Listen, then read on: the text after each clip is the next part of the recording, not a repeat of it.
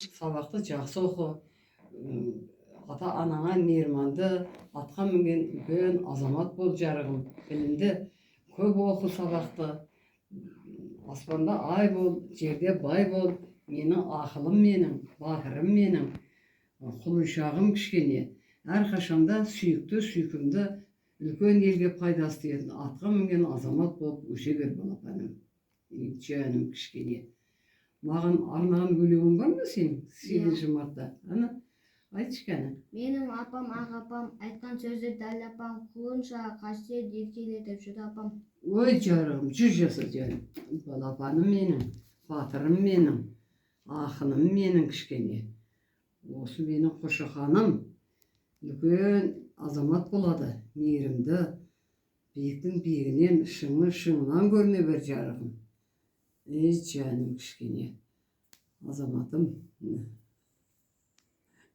Сөйтіп, оқы жаным. Оқысаң білімді боласың. Үлкен азамат боласың. Ағаларың сияқты үлкен адам боласың жаным. Сынық бол, сыпайы бол. Елге пайдасы тиетін азамат бол жарығым. Ата анаңа, апаң мен атаңа, әкең мен шешеңе мейірімді, шапақатты, шарапатты ұл болып өсе бер жаным. Биіктің биігінен көрін жаным. Денің сау болсын. Жарығым кішкене.